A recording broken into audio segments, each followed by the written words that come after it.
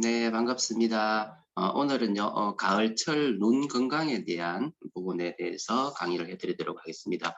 가을이 되면 아시다시피 밤과 낮의 기온 차가 상당하잖아요. 그래서 큰 일교차가 결국은 피부에도 건조증을 유발하지만 눈에도 안구 건조증을 유발하기 때문에 사실 이 안구 건조증이 그 여성의 다빈도 질환 중에서도 2위를 차지할 정도로 상당히 많거든요. 그 정도로 이 안구 건조가 상당히 우리 삶을 좀 많이 힘들게 하는 부분이 있어요. 그래서 큰 일교차가 이런 안구 건조증을 만들 수 있고요. 또 하늘이 쾌청하다 보니까 자외선 양이 많아요. 그리고 아시다시피 자외선은 UVA가 있고 UVB, UVC가 있지만은 이제 사실은 눈에 가장 큰 문제를 일으키는 거는 UVA예요. 물론 UVB는 아시다시피 화상을 입히는 그 자외선이잖아요. 그래서 이 안구 표면까지 들어갈 수 있지만 UVA는요, 안구 내부까지 들어가기 때문에 이게 여러 가지 안구에 눈에 문제를 일으키겠다는 거죠. 그래서 가을철 눈은요, 큰 일교차. 두 번째는 많아지는 이 자외선에 의해 가지고 눈 손상이 많아지는 시기가 되고, 그래서 오전 한 10시에서 오후 3시 요 사이에는 반드시 자외선 차단이라든지 이런 걸 좀 관리를 잘 해줘야 된다는 거죠. 그래서 안구 질환을 유발하는 건 금방도 말씀드렸듯이 UVA가 대표하는 거고요. 그래서 우리 눈 가장 바깥쪽 보면 각막이라고 있잖아요. 이 눈의 검은 자위 부분의 가장 바깥쪽에 있는 부분을 각막이라 하는데, 이게 자외선에 노출이 되면 이 각막세포가 화상하는 그런 화상적 손상 맥을 가지고 광선 각막염 이렇게 이야기를 하거든요. 그래서 이 광선 각막염이 생기게 되면 이 각막 부위에 심한 통증, 또 그러다 보니까 시야가 흐려지게 되고 또 충혈이 되는 그런 증상을 나타내게 됩니다. 그리고 이제 그래서 이제 자외선이 일으키는 안질환은요, 크게 나누면은 광선 각막염, 금방 말씀드렸잖아요, 그죠? 광선 각막염, 그 다음에 백내장, 그 다음에 요즘 많이 늘어나고 있는 황반변성, 이런 것들이 이 자외선이 일으키는 안질환이다 이렇게 생각하시면 되고요. 그래서 첫 번째 이제 그 눈물계통의 장애가 상당히 많은데 안구 건조증 아니면은 누선염, 눈물 나오는 그 선의 누선염, 눈왕염, 그다음 눈물길에 협착이 생기는 이런 여러 가지 질환들이 많이 나타나게 되고, 특히 이제 찬바람이 불고 공기가 건조해지는 이런 가을, 그다음에 초봄 이때 이런 증상이 많은 거예요. 그러면은 주로 어떠냐면 눈이 막 뻑뻑하겠죠. 그리고 눈이 막 시리면서 이물감을 호소하게 되고 건조해지면서 눈물이 어떻게 갑자기 뭐 주르륵 나오는 그런 증상을 호소하게 되는데, 사실은 2016년 이후부터 해가지고 많은 환자들이 안구 건조증과 관련된 어떤 증상으로 안과를 방문하게 되고, 여성이 남자보다 많아요. 66%나 돼 있고요. 그래서 여성의 다빈도 질환 중에서 두 번째가 바로 이 눈과 관련된 안구 건조증이라. 참고로 이제 1등은 관절염이고요. 3등은 뭐 방광염이다 이런 통계가 있습니다. 그래서 2등이 이제 안구 건조, 눈 쪽과 관련된 질환들이다 이렇게 이해하시면 되고, 그래서 점점 이런 환자들이 늘어나고 있다는 거예요. 자, 그러면 안구 건조가 있을 때 우리 이제 건강기능식품으로서는 어떤 게 도움이 될까? 이제 공부를 해보면 오메가3 계통이 하루에, 여기 보면 하루에 600ml 이상을 꾸준히 한 1개월 섭취했을 때 눈물 지속 시간이 개선이 되고요. 눈물 분비량이 또 개선되고, 그 다음에 안구 건조증의 증상이 완화된다는 게 밝혀졌어요. 그래서 안구 건조가 심한 사람은 1번으로 오메가3를 생각을 해야 됩니다. 자, 그 다음에 이제 요즘 많아지는 게 바로 노안이죠. 내 질문, 요즘 노안이 왜 많아지죠? 바로 청색광, 그 다음에 스마트폰, 그죠? 블루라이트하고 관련된 거죠. 결국 요즘 40대 이후에 노안이 온다고 하지만 지금은요 30대 노안도 엄청나게 많아졌어요. 그래서 지금 도표에 보면은 30대 후반의 노안이 3%에서 7%로 지금 2배 이상 늘어났다는 보고가 있고요. 그래서 30대 노안의 특징은 바로 뭐예요? 스마트폰이나 태블릿 PC와 같은 근거리 작업을 많이 하다 보니까 어떻게 해요?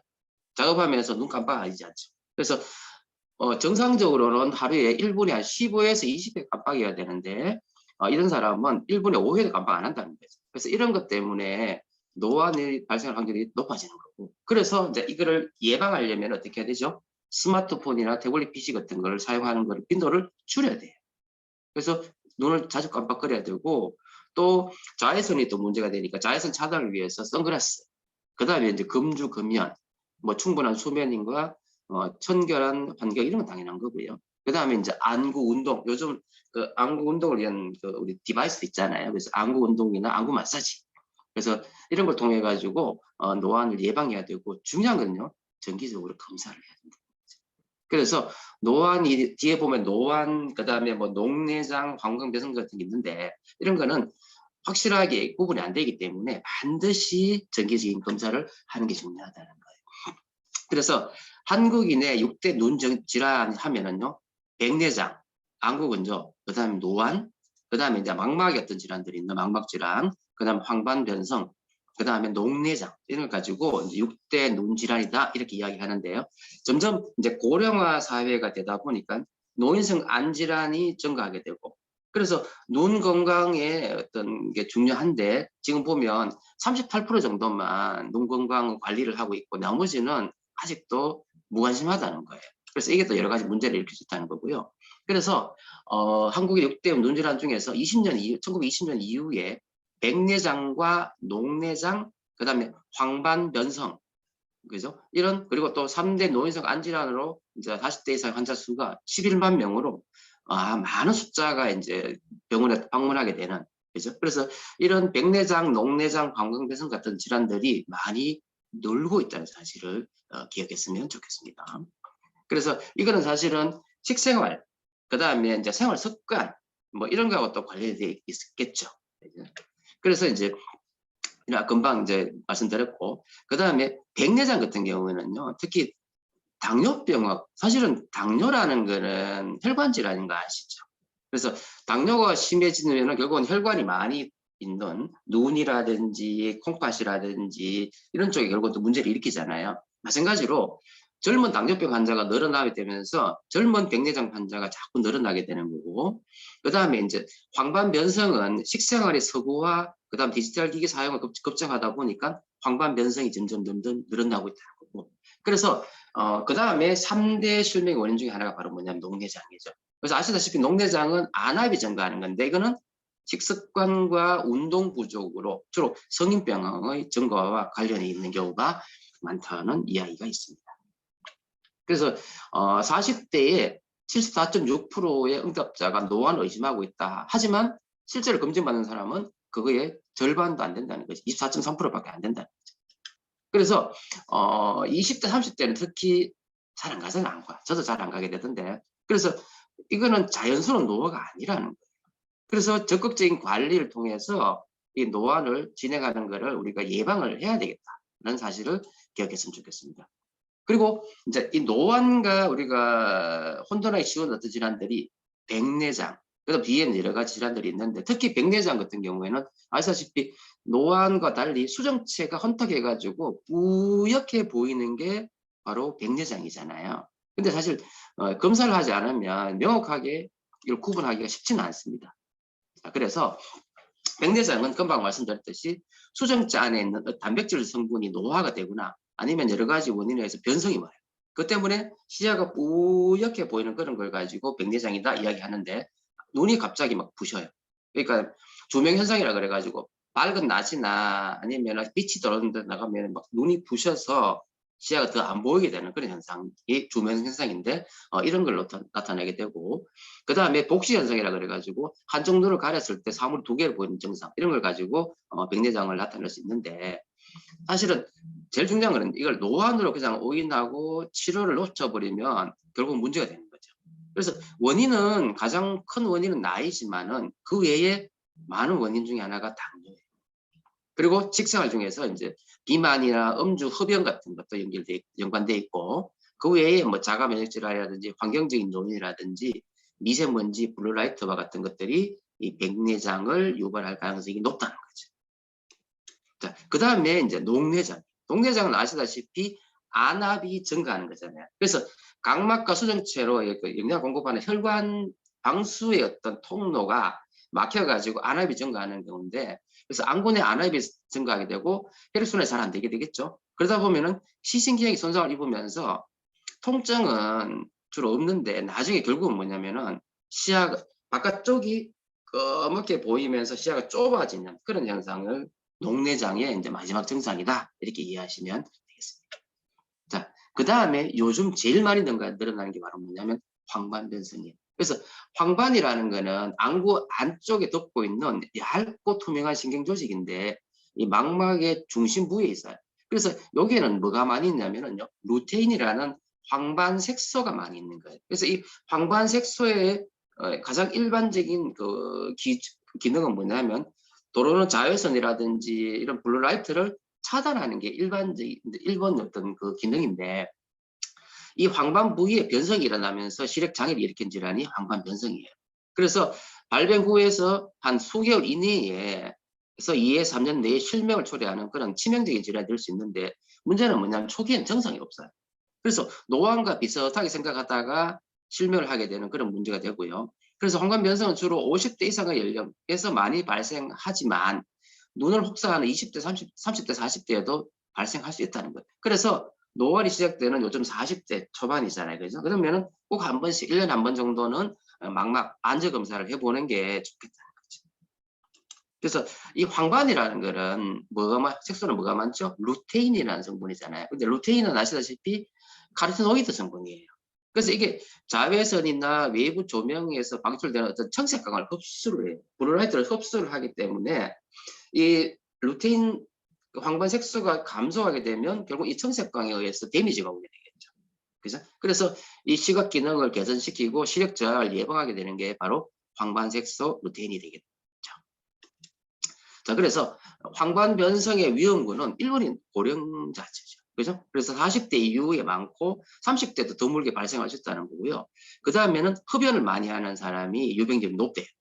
그 외에 이제 고혈압이라든지 심혈관 질환이 있는 사람들은 황반 변성 위험도가 45% 증가하게 돼 있고, 그 다음에 콜레스테롤 많이 먹는, 즉 서구형 그런 식생활 습관을 가진 사람들이 또 많아진다는 거죠.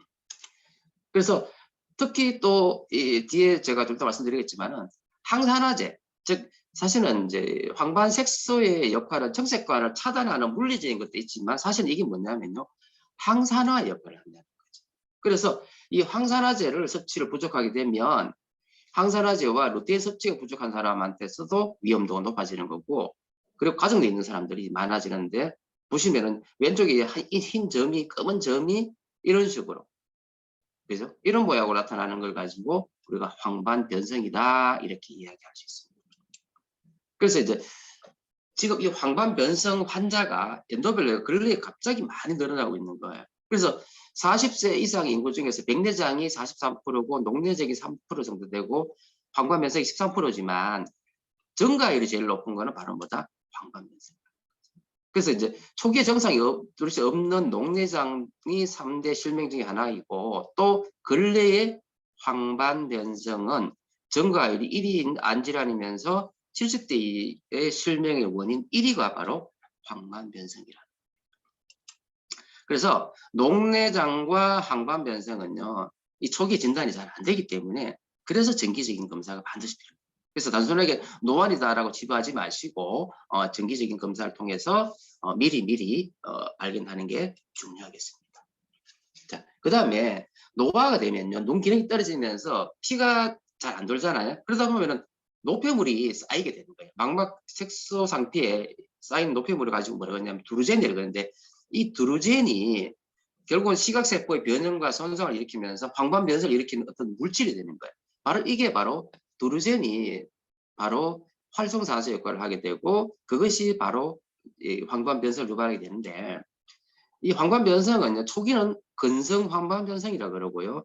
이게 시간이 지나면은요, 그 신생혈관이 막 발생하면서 습성 황반 변성이 되는데, 초기에 있는 황반 변성은 사실 일상생활에 큰 문제는 없어요. 하지만 치료를 놓치잖아요. 그러면 이게 습성으로 가게 되고, 그러면은 비이상적인 어떤 그런 신생혈관이 발생하게 되면서 여러 가지 문제를 일으키면서 시력을 잃게 되는 쪽으로 가게 될 수 있습니다. 그래서 실명의 위험이 크기 때문에 조기 발견과 치료가 중요하고요. 그래서 아까 제가 말씀드렸죠, 눈은요 혈관 덩어리예요.